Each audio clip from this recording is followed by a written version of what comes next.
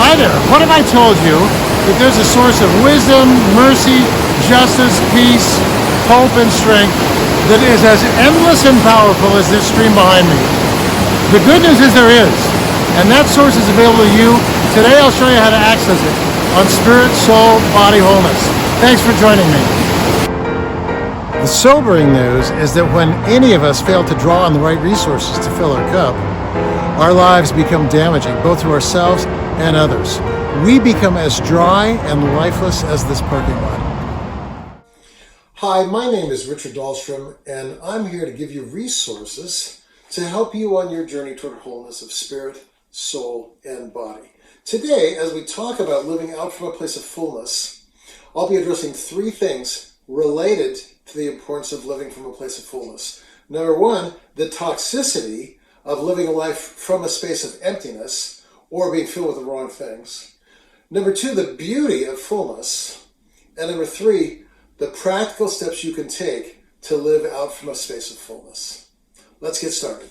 This cup represents your personality, your mind, your will, your emotions. If you're speaking theologically, it represents your soul. It's really important to understand that we're made to be filled with affirmation, filled with unconditional love, filled with encounters of beauty and intimacy, filled with longings for justice, filled so that we operate and live our lives out of a place of security and abundance. The reason for that is simple. If I'm living from a place of fullness, then my life overflows with a sense of quiet confidence, the capacity to offer unconditional love, and I end up being a person who displays patience and mercy and justice and hope and joy and gratitude in our world. But if my cup is empty, then my motive for whatever it is that I'm doing ultimately is going to be to fill my cup. I need recognition. But then my motive ultimately at the root will be anger or fear or this need that I have something to prove or a lust for recognition or lust for power or lust for comfort or lust for wealth. And the results, if I'm living from an empty cup, will always be destructive. The empty cup is on full display these days. Adam Newman founded a company called WeWork, and Apple TV now has a series with the same name about the rise and fall of that company. It ended terribly. Mark Driscoll in Seattle began a church, and now there's a podcast entitled The Rise and Fall of Mars Hill, because though it had a great run, it ended terribly. Donald Trump became president in 2016, and because we have two political parties, there are debates about whether the things that he accomplished were good or not, but there's very little debate anymore that it ended terribly, as we're discovering in the January 6th hearings. Listen, the problem isn't capitalism. We need good companies. The problem isn't starting churches. We need good churches. The problem isn't a desire to serve one's country through politics, conservative, middle of the road, or liberal. The problem is if I'm trying to do good things with an empty cup, it will always end badly. Living from a place of emptiness as a leader destroys marriages, destroys families, destroys businesses, destroys churches, destroys nations, can destroy the environment, can destroy economic systems. It's very dangerous to seek to do a good thing when the cup is empty. What if, on the other hand, my cup is full? What if I know that I'm loved by my Creator?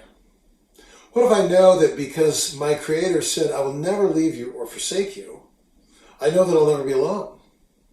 What if I have at my disposal a power source living inside of me, enabling me to overcome fear, overcome self-pity, overcome bitterness, overcome rage, overcome insecurity?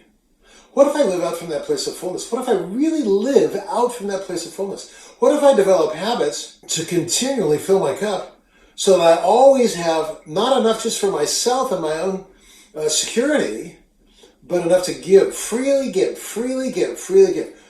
Is it possible to live that way? Yes. People who live that way become servants who make a difference in the world, pouring out with courage, pouring out with compassion, pouring out with mercy. And they're able to keep pouring out because they're continually receiving. I think of Sophie Scholl, who poured out courage and made a difference in Nazi Germany during the time of the Second World War. It cost her life at the age of 23, but she lived well from a full cup. I think of Harriet Tubman and the Underground Railroad and her life of courage and solidarity with a longing for justice. Her life was a life poured out continually from a full cup in the midst of abjectly difficult circumstances. I think of Mother Teresa caring for the least of these, continuing to care, continuing to love, continuing to serve. Her cup was full. Doesn't mean every day was easy, but her cup was full. Next, it's really important that we talk about really the beauty of fullness. And there's a few things that make fullness beautiful. First of all, fullness is not contingent. In other words, you don't need a certain level of wealth or education or health. You don't need to live in a certain nation. You don't need to belong to a particular church or particular party in order to know and enjoy the fullness that we're talking about. I've seen this fullness demonstrated around the world in every kind of circumstance. In Rwanda, in the wake of the genocide, I've seen people live lives of compassion and service, free from bitterness. In Nepal, in the midst of abject poverty, I've seen fullness demonstrated. In upwardly mobile, highly educated Seattle, I've seen people live sacrificially, generously, with hearts of service. Fullness has no contingencies. The other thing that's so cool is that fullness has nothing to do with acquiring knowledge that you kind of put in your head. In other words, you're not ingesting information as a means of gaining fullness. Rather, fullness is a matter of ingesting the very source of life, the source that is the source of all life in all the universe. It says in John 1, verse 16, speaking of Christ, we're told this, of his fullness we have all received. That's where we're at. That's what we're talking about. Ingesting a source, Christ in you, that will enable you to serve and love and live and have access to wisdom that you wouldn't otherwise have. That source is available to you. Finally, we want to talk a little bit about the first steps that you can take to pursue a life of fullness. It all begins, number one, with naming your thirst. Jesus said in John 7, if anyone's thirsty, he should come to me and drink. But it begins with saying, yes, I am thirsty. If I'm not thirsty, I won't drink. But when Jesus said, are you thirsty? He didn't mean, are you thirsty to go to heaven when you die because God's mad at you and might destroy you. That's not what we're talking about here. Are you thirsty for meaning? Are you thirsty to be freed from a hidden addiction? Are you thirsty for intimacy? Are you thirsty to see a different world, a more just and compassionate world? Are you thirsty for hope? Are you thirsty for beauty? Are you thirsty for direction and wisdom? Name your thirst. It starts there. We'll talk more about this in subsequent videos, but it starts there.